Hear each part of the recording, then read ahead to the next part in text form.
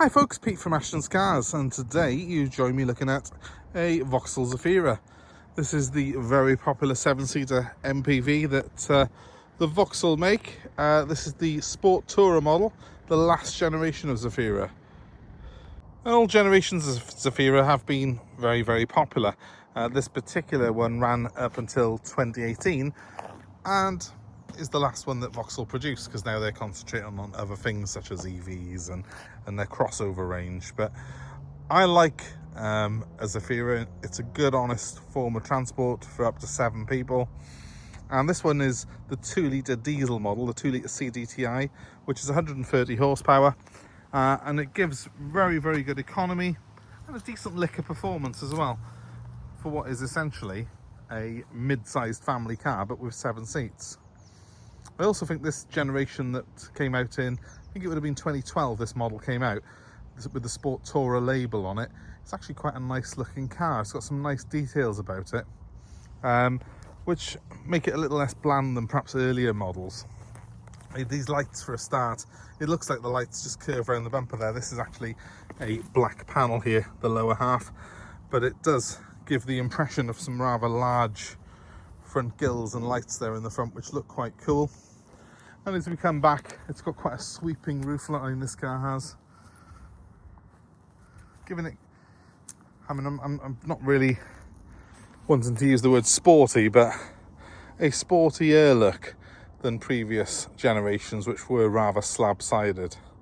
So not a bad looking car really. This particular one is trimmed in Exclusiv trim, which is probably the most popular form of trim on these. Gives you all the things that you would want on a car like this, like cruise control, air conditioning. Does do away with alloy wheels. They look like alloys, but those are actually wheel trims. But it just really, to me, is a great form of transport if you're looking for something low cost, really high practicality, that can seat 7 people, or if you fold the seats down, can become a huge estate car as well. And the beauty of these cars is that although they've got plenty of interior space, they're not actually that big. So the footprint of the car is no bigger than, say, an Astra estate. It's actually smaller, this car is, than a Vauxhall Insignia. And yet you've got 2 more seats, a higher driving position, which a lot of people do tend to prefer. And everyone I've ever met who has bought one of these off me has always been very happy with it. We've sold many over the years, had many come back in part exchange, and they've always been a very good car for us as a car from a sales point of view. This one, as I say, being exclusive, has got the front and rear parking sensors, which are a really nice option to have on a car like this. They do make it a lot easier, because these will generally be living in quite an urban environment, doing school runs, that sort of thing, and it's nice to have those for when you're parking it. And well, we'll have a look through the accommodation quickly now and show you what you get with one of these. Let's start at the rear, as we always do. Now, I've put the seats up in it at the moment. We will fold them down a little later on, but there you go. That's the space that you get behind the rearmost seats when they're in this position. This is a fold-out boot mat here that can cover the whole floor when they're folded away. And I have got a parcel shelf by there that I've just stored in the middle. My one gripe on the Zafira is that this parcel shelf, there's nowhere to put it when you've got these rear seats up, so it ends up sitting in the garage or in the house, and eventually ends up going missing. But I'm pleased to say this car, when it came into me, the seats were folded at the back, and I don't think they've ever really been used, because look, they are literally like brand new, these back seats are. So the parcel shelf was in place. I've just taken it out for a moment to do this video. You've got this normally is where they get caught and marked, but this one's in very good condition. There's a couple of little marks further down the bumper there where someone's caught it. Nothing really that's worth a major amount of concern, though. It wouldn't be something, we're not going to go painting the bumper for the sake of a couple of very small chips on what is essentially, what, a 11-year-old car now. But yeah, overall very good condition. In the back, it doesn't look like it's had a very hard life, does it? The back of these seats, which of course form the boot floor, look like they've never been, seats look like they've never been sat in. Boot looks like it's never had anything put in it. So I don't know why they needed a Zafira, the previous owner, but it doesn't look like it's had a very hard life, does it? Now let's move down the side and to the middle row. So 3 seats in this middle row, all of which have got inertia seat belts. Every seat in this car has got a proper inertia seat belt. There's quite a lot of space in here, as you can see. You do sit quite high on this middle row, and that gives you 2 things. First of all, it gives you a lot of leg room because you've got nice deep footwells, but also it gives you a great view out of the car. So when you're sat in the back, it's a nice, pleasant place to be, and it'll keep the kids happy on longer journeys, which is, well, the main objective of a car like this.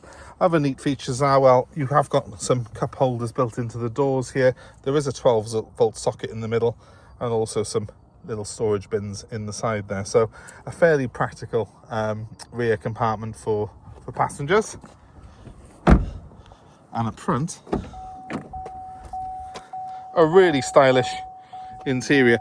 This particular model of Zafira from 2012 through to 2018 was a vast improvement over previous ones. It was labelled as the Sports Tourer, and it is a more sporty looking design, but also a lot better quality inside as well. The interior trim on this does feel a step up from previous generations. I like the design of that centre console. I think it looks quite classy. It's very much like an Insignia interior. Also, obviously, going to have a lot of parts that it shares with the Vauxhall Astra and Astra Tourer. But that's not a bad thing, because those are good cars, and this 2-litre CDTI engine is an excellent performer. I was scanning through the trip computer, and this car's averaging around about 50 miles per gallon, which is really good for a 7-seater. And I've got all the cup holders and storage bins and plenty of neat little trays and shelves in here. Everything that you could possibly want in a family car, and that's what this is really designed to be. The car is fitted with cruise control as standard on an Exclusiv model, and you also get trip computer, climate controlled air conditioning, parking sensors to the front and the rear, as well as the 6-speed manual gearbox, which really does make the most of the 130 horsepower you get out of this diesel engine. Now I will start it up quickly, just so you can have a little listen to it. I've got 2 keys for this particular car, and this car's got full service history. The last service on this car was done November 2024, and there's 10 services in total for the 10 years that it's been on the road. So that's really good, and it's one of the reasons I sort of jumped on it when it came into the dealership and wanted it for my own stock. So there we go, there's your dashboard layout now that we've got the engine running. As you can see, there's no warning lights illuminated. It's all up to date, even the servicing's up to date on this one. Engine sounds sweet. Nice that we've got a digital speedo there as well. Look at that, full tank of fuel. What a result. I'll probably end up using this myself, guys, if no one wants to buy it. Cruise control, which I've got on the steering wheel. All my stereo controls are on here as well. It's nicely laid out, and I think, am I right in saying this opens as well? No, it doesn't. It's just a big glove box by here that opens, and is not as big as perhaps you think it is. But still, I've got 2 cup holders down here. They're really big ones. I've got an oddments tray behind that, which also would probably serve as a cup holder of some sort as well. And this has got the sort of climatic air conditioning system on it, so that's a really good system. It's easy to use because it's just twirly dials, and I quite like that, even though modern cars are all going towards touchscreens. My feedback from customers generally is they prefer this sort of setup really than the sort of touchscreens controls that you get on some cars now. Just much easier to use and a lot more intuitive than having to look through different screens and modes and stuff while you're trying to drive a car. What else have we got? Well, it's pretty much self-explanatory, this car. If you've had Vauxhalls, you will know the layout instantly. The trip computer's done off a little turny wheel by here, and you can flick through various modes on that. The cruise control has also got a speed limiter function, which is very handy, especially when you're driving around Wales with 20-mile-an-hour limits are commonplace. And the stereo system, while I won't do you a demonstration of it now, is actually very good. It's a standard CD stereo system in this particular car, but it does the job really very well. It's got a decent sound on it. And well, if I was buying a family car, this is probably the sort of thing that I would want myself personally. You've got a very good view out, very good indeed. And if I do put it quickly into reverse, you will see that it's not going to come up now actually, because I'm not near enough anything. It does come up on there where when you come close to something, when the sensors are activated, it'll show you where things are in relation to the car. A little picture comes up. So it's easy to drive, easy to use, and yeah, I'm quite a fan of this car. I will quickly show you the rear compartment with the seats folded down, because I do want to show you the space that you get, because for a lot of people they buy these not necessarily for the 7 seats, but just for the boot space that they get. If you're looking for a car that's a big estate car, good value for money, these really do serve the purpose as well. And it's always handy to have those 7 seats there for occasional use. So let's show you it with the seats now folded down in the back. So in order to fold these seats down, I'm first of all going to put the headrests down on them. That's very easy to do, unless you're holding a phone like this. But we'll take this out of the car for one moment, just lean up by there. Stay, right. And then we just pull. Do we just pull that lever? There is a lever we pull somewhere on, yeah? It's hiding from us, it's by here. We pull this lever and the seat tumbles down like so. Pull that lever, tumble down the seat. In fact, I'm doing this with a mobile phone in my hand. Hopefully it does show you that it is actually very easy to do. Then we've got this boot floor mat, which just goes like so. It goes up against the seats a little bit. Let's put it in a bit more. Mum, there we go. Like so. And there is the back. And then I've got this parcel shelf, which we will put in by magic. Now it's in.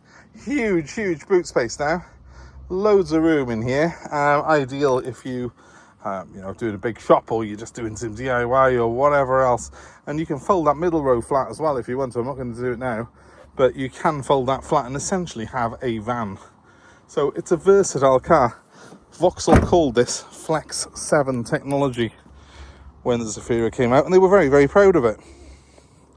And what the Zafira did very well was brought affordable 7-seat motor into the masses.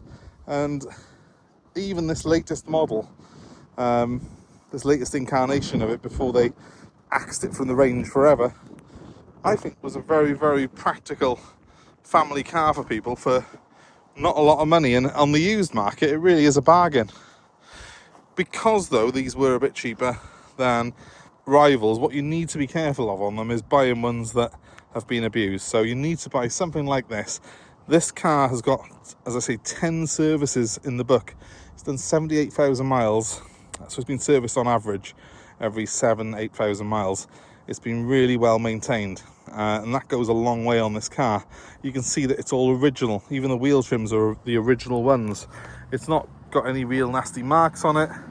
Listen out for any noise from the clutch. When you depress it, listen out for flywheel noise, because these have got a dual mass flywheel. And essentially look for cars that have been abused. If it shows signs of abuse, walk away from it. There's plenty of these around. But if you can get hold of a nice one like this, and that's the challenge, is getting hold of one that's not been falling into the wrong hands, you're going to have a really, really good practical family car for not a lot of dough. So that's my advice to you. And if you're interested in this particular one, at the moment it is up on our website, and the details will be in the description of this, including the price. So give me a call if you're interested in it on 07932 873 646, and I'll be happy to assist you. Again, that number is repeated in the description. And of course, if you've enjoyed the video, please give us a like, a share, subscribe, hit the notifications, be kept abreast of cars that we've got coming in over the coming weeks and months. And we look forward to seeing your comments and your own experiences of these cars in the comments below. Please let us know if you've had one and what was your experience of it, because it's all about building that community and talking to one another and recommending things, and maybe even highlighting things that are not to your liking on these cars. But personally, in terms of pure value for money as a 7-seater, this car is very, very functional and very, very good, and actually I think not a bad looking bit of kit. So thanks for watching, guys. Have a great day wherever you are, and we shall see you again very soon. Bye for now.